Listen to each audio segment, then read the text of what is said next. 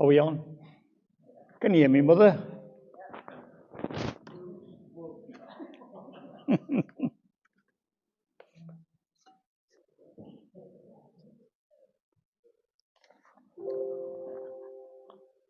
Are we dinging?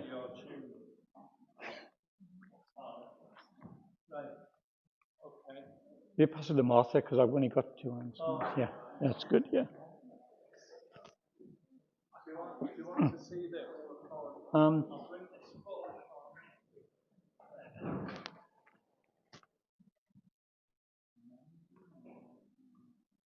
Okay. Right. Yep, that's good. Is that what we've got up there? Yeah. Excellent. This series of talks, obviously, I started off with Jehovah's Witnesses last time, inspired by Joan because she asked me, could we find out about what some of these religions actually teach and what do they believe?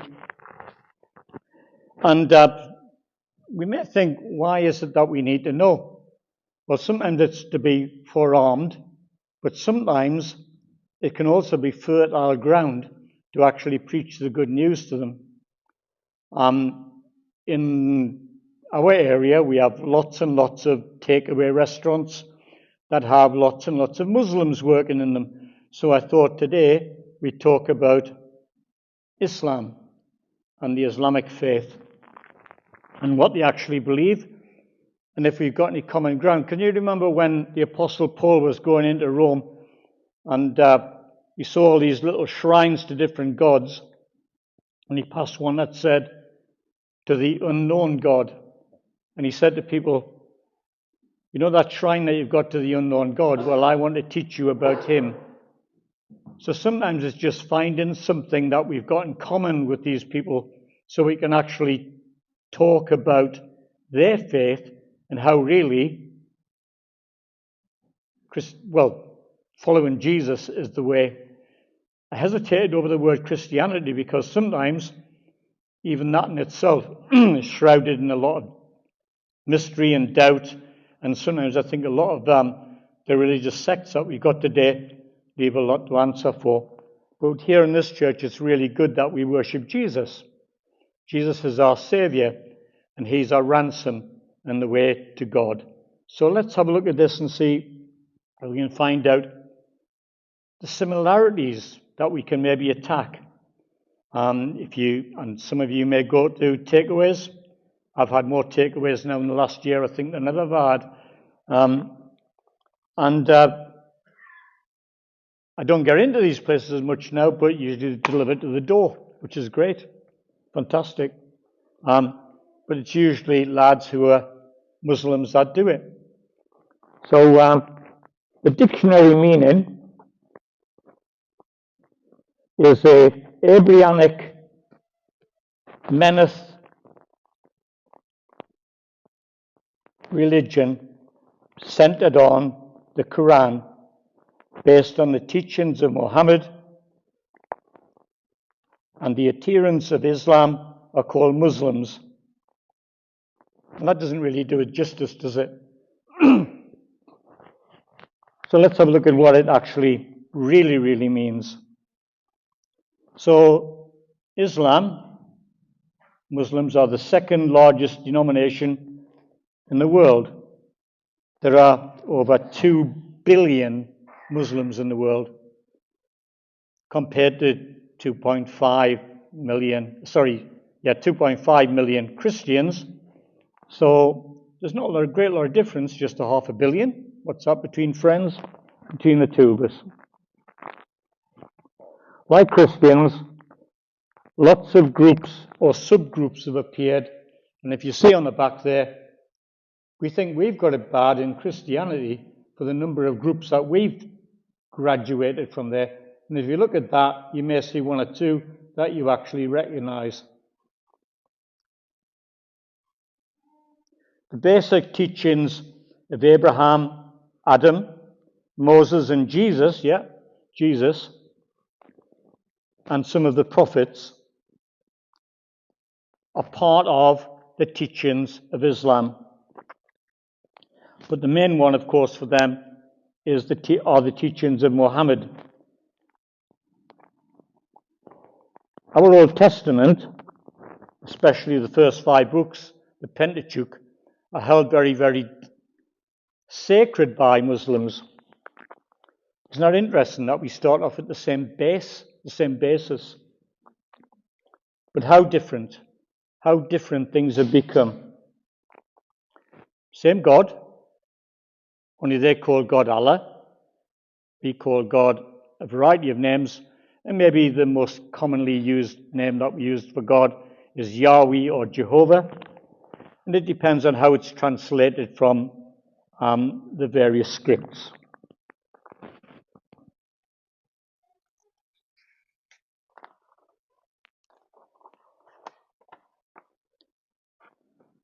So the main parts of the Quran talk about prayers,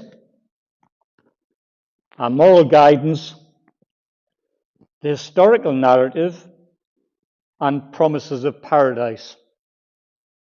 Or we call it heaven, don't we? So these teachings in the Quran were received by Muhammad over a number of years from Allah. Like the Bible, no authority to change it. So they can't change it, even though they change what the various meanings are, just like some people do in Christianity. And when they do that, they run foul of what the Quran's actually saying. And a lot of the teachings of Islam are frowned upon with the way that people carry them out within various denominations of Islam. The Quran is the largest or the oldest part of their recorded teachings, other than the first 5 books of the Bible, as we said, and some of the prophets. Whereabouts will we find ancient parts of the Quran? Well, believe it or not, if we go to France, in one of the museums in France, they've got a good portion of the ancient Quran that dates right the way back to the time that it was actually written, in about the 7th century. So not only that, there are a number of pages of the Quran, original writings from the time, are actually held in the Vatican, which is very, very strange. Wouldn't you think that? The Catholics have nicked it probably and put it in the Vatican. But the biggest single Quran from cover to cover that's held is in this country. And it's in the Cadbury part of the museum in Birmingham.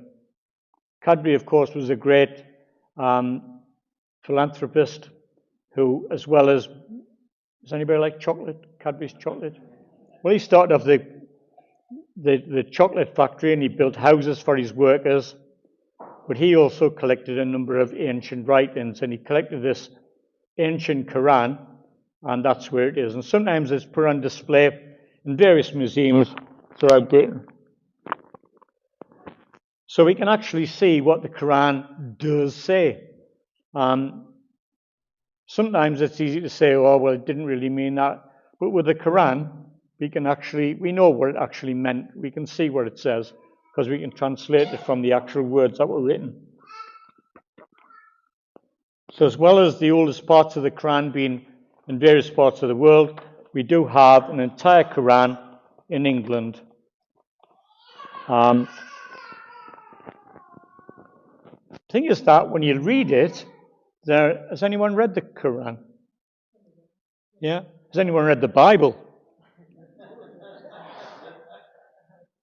You know, that's a funny thing, isn't it? That, you know, we're Christians, and yet very few of us have read. Some people will say, well, I've read the Bible because I must have read it, the various scriptures I've read at different times.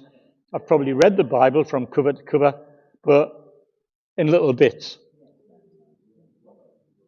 It's a good exercise, you know, to start from the beginning. I know there are parts that you might think, oh, I'm not going to go through the he begat him and she begat and whatever. And some of it's maybe heavy reading. But if you get a modern translation, it's a lot easier. There's a lot of really good stories in there. Better than some. Does anybody read novels? Yeah, some great novels, and but they're true. They're true stories. There's some historical inaccuracies in the Quran. Personally, I read a lot of things, and I look at the scientific parts of things. I look at the scientific parts of the Bible, and even before I became a Christian, I realized that this evolution thing was a load of poppycock. You know, creation by God makes so much more sense. I wasn't a Christian in those days, and when I became a Christian, everything kind of fell into place. So I tend to read things looking at the scientific aspects, and there are loads of scientific aspects of the Quran that are a load of rubbish. There are lots of parts of the Quran that get things mixed up. They get Miriam, who was Moses. What was Moses? Miriam was Moses' sister. Well, they get her mixed up with Mary. Think of the centuries in between, but they got the two of them mixed up. The lack of fulfillment. A lot of the things that the Quran says will happen or would happen don't. And sometimes they substitute various people, like the son of Abraham that we look to as being the line that led to Jesus was, they substitute Isaac with Ishmael, because Ishmael was the founder of most of the Arab countries that we've got in the world. So they've changed things around in the Quran. The name Allah, by the way, isn't just used by Islam. Allah is also used by Christian Arabs. So and there are lots of them, believe it or not, lots of churches that have Arabs in them. And it's one of the greatest places now for people to be gathered into Christianity through the Arab religion. They're still called God Allah in the Christian Arab church. But the basis of everything in the Quran is submission to Allah. So in the 7th century, Muhammad, who they say was the last and greatest of the prophets, he was around then, following the line from Adam, Abraham, Moses, Jesus to a lesser part, and others. The Quran has 5 pillars: faith, prayer, charity, pilgrimage, and fasting. They have their community worship on a Friday in the mosque. So that picture 2. It's a nice building, isn't it? How much would that have cost? Dear me. How elaborate is that? That's the Grand Mosque.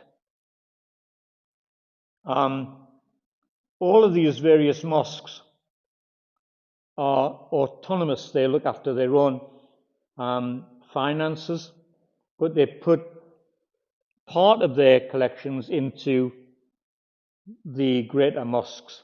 And there are some of them throughout the world. And they're absolutely amazing buildings. This one dates back a good few hundred years, and it's been added to until we've got this rather wonderful building that you see there.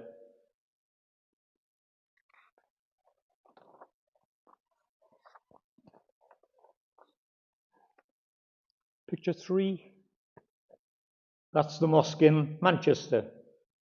Maybe not quite so grand, but it's still quite a big building, quite a big one. The next one, please. That's really well known to me. That's the one in South Shields. And I used to pass that regularly when I was a kid. And I wondered what went on there. And on the Friday, you used to see all these blokes standing outside, because generally speaking, the women aren't there. So the worship is really for men. Women are thought of as being quite the second-class citizen. Well, if they've elevated them to that high. Sometimes it's even worse than that. In some Arab countries and some Muslim countries, the women aren't allowed to go to school. It's just wrong. When today we are getting to a society, most of the general society today, we think of men and women as being equal. Well, within Islam, they're certainly not that.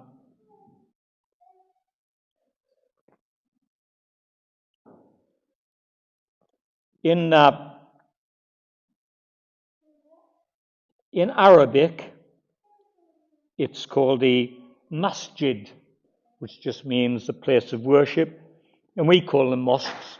It's an English translation of the word masjid. Picture 5. Inside, they're rather grand structures. This is inside the mosque in Manchester. Just look at the elaborate workmanship that's gone into that. And only Arabs, of course, are allowed to work on it. Next picture. This is the Quran, which has got pride of place at the front of each and every mosque. And they use that for their teachings each and every Friday, along with prayer and so on. We've all heard of Sharia law. Well, that's their total way of life. Sharia law, their commandments from God, laid down in the Quran.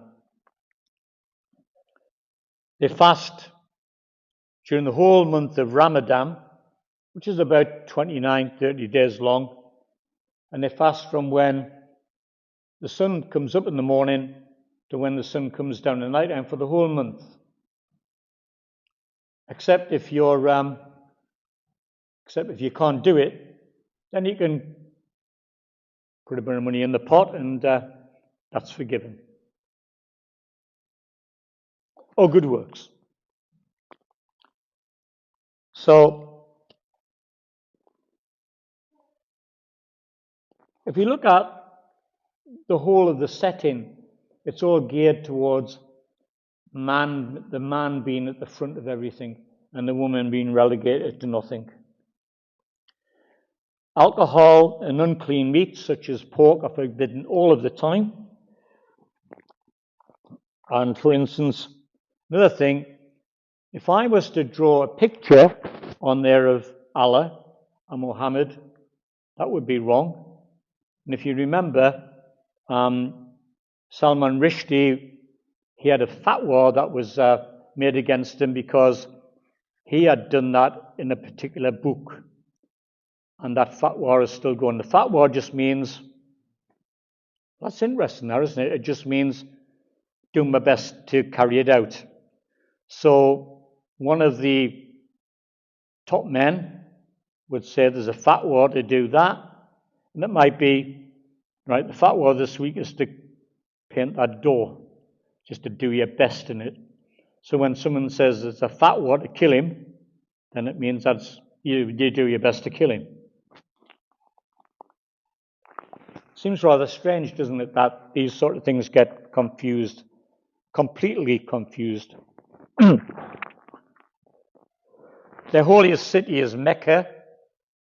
And if you wonder why the city of Mecca is the holy city, well, that's where Muhammad started. And then gradually, over time, it was lost to various tribes. And he fought to regain Mecca. So Mecca becomes the holy city.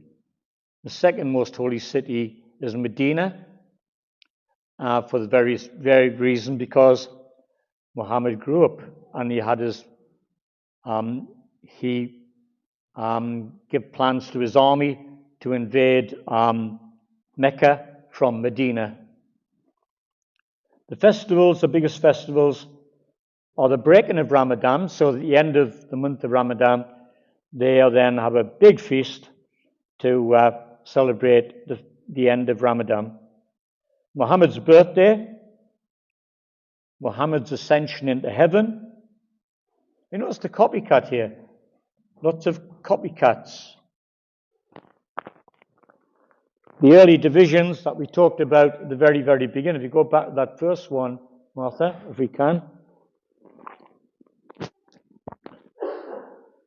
So we started off with Muhammad, and it was quite good because there was only one of them. And very quickly after his death, they started fighting over his succession.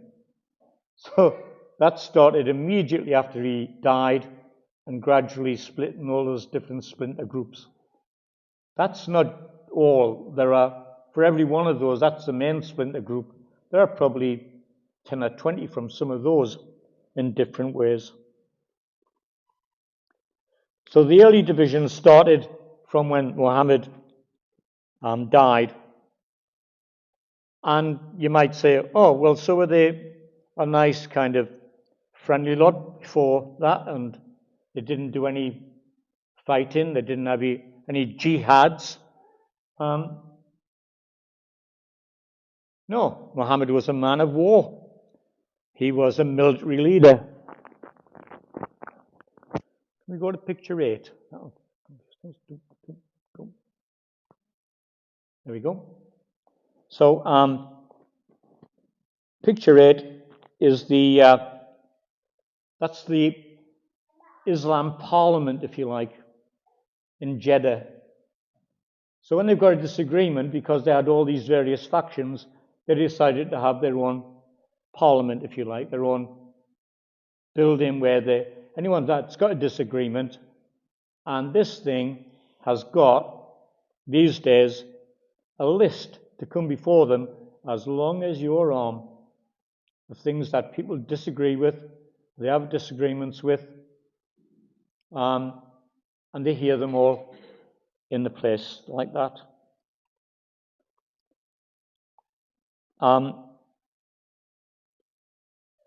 You wonder how many states there are that are represented within that building. There are 57 member states, which Britain is one of them. 48 of them have a Muslim majority. 48 out of 57. So Muhammad was born in 570. Who was around in Britain at that time? Ken can remember him, can't you? No, it's slipped my memory. Did it? All right, yeah. You're only probably a little lad at the time, and that's probably the reason why. Ethelbert.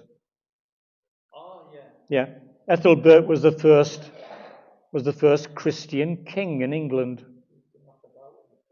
Ah, right. Yeah, I knew there was a connection. Yeah.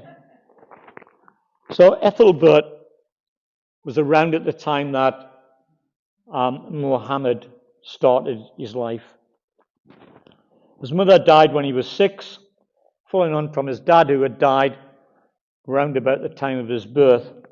We don't exactly know why, but he was brought up by his grandfather and his uncle. And when he was 40-year-old, he was visited by none other than the angel Gabriel. That rings a bell, doesn't it, somewhere? So the first revelation brought about his preaching work starting.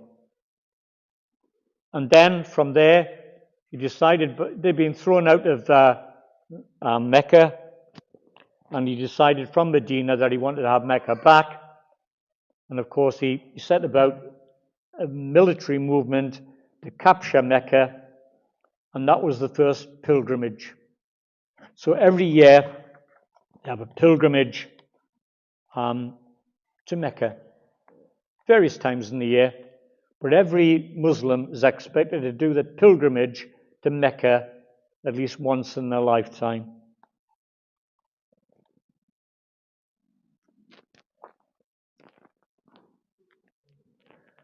So Muhammad was a military leader.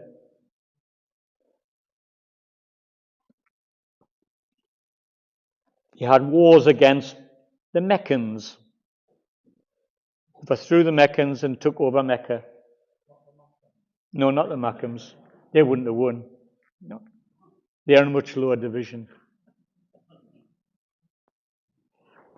But within months of him taking Mecca, he died, about 61 years. But he still managed to ascend into heaven, which was quite good. Again, similarities with Jesus. So, by the time he died, almost the whole of the Arabian Peninsula had converted to Islam. There's life revelation in the Quran and the Sunnah, which is another writings of Muhammad. They became the books to go to within the Islamic religion. Other words that you may have heard of, or you may have heard of them on the news and wondered, I wonder what that means. So, we mentioned a jihad, that's to striving or do your utmost to get something done.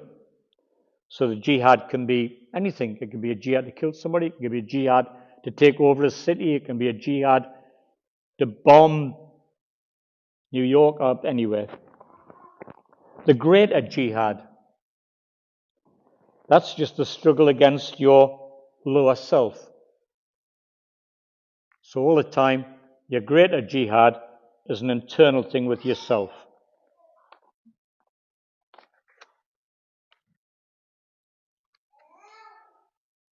Hope it's when the pages get stuck together. The hijab. Pictures 9 and 10. Oh, that's the inside of that building, by the way, that we looked at earlier. That's where they all meet to consider, how can that many people make a decision on what's going on? So, if you go on to the next one, there we go. In some areas, the women's head covering is as simple as that, whereas in other places it's like that. Depending on the country, and it depends on how subservient they want their women to be.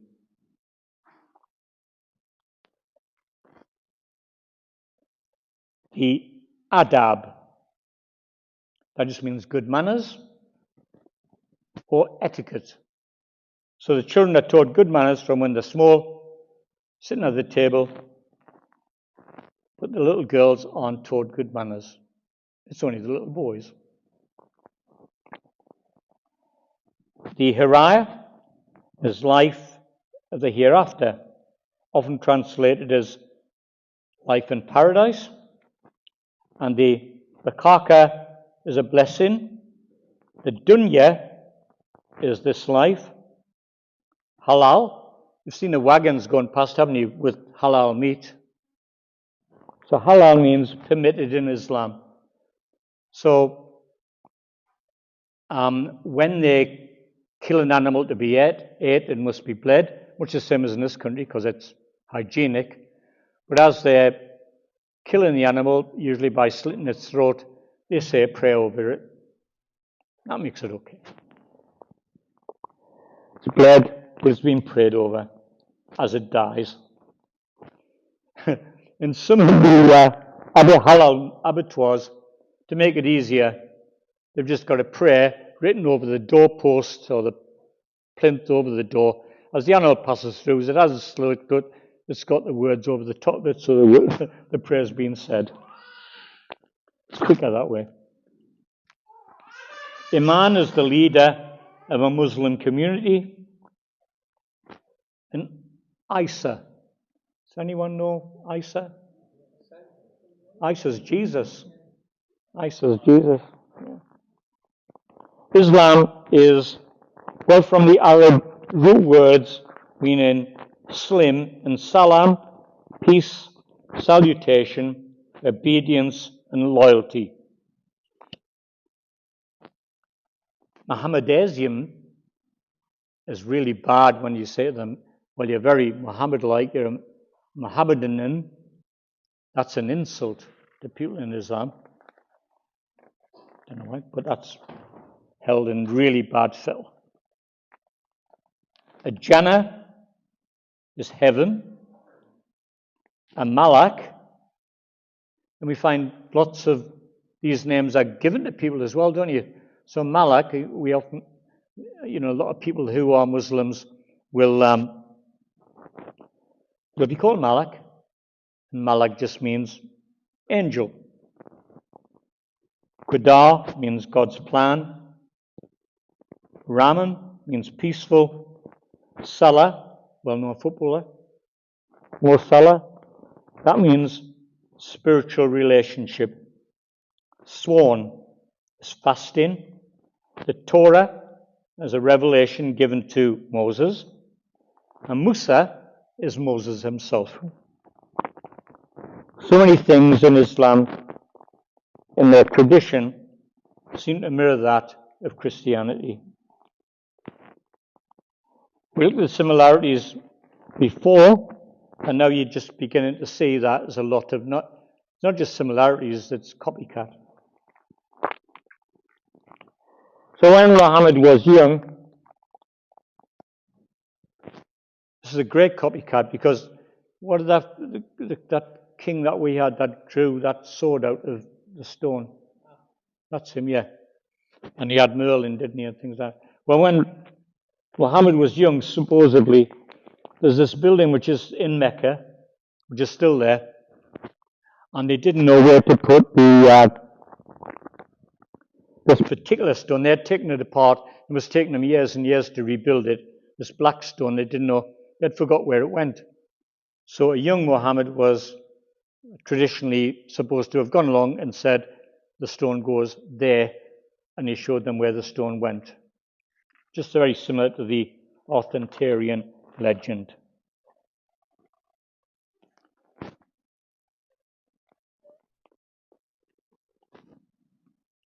So we see the life of Muhammad as a warlord, raids on the Meccan caravans before he started the war, where he would nick things from the caravans, being the lot of camels that went across the desert.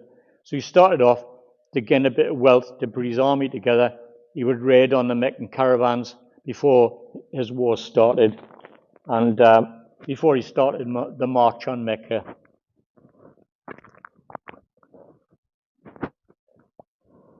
So victory over the Hanzian tribes made the Confederation of Arab, and it's vast today. And but we've seen there with the women's garb how it changes in different countries. And now you've got a lot of these countries that are becoming more westernized. They actually send their girls to school. So things, and when they come to this country, of course, they've got to go to school. So we've got the teachings of the Quran, which in a lot of ways are being changed to hit modern society. Whereas we, in this church, we have the traditions that the Bible has always said. Parts of Christianity don't, though, of course. So they fall into the same trap of going along with the way of the society of the particular time. Just some interesting points. I hope you've got something from that. I hope it hasn't upset anybody. But can we go back to the Lord's my shepherd, and can we sing that at the end?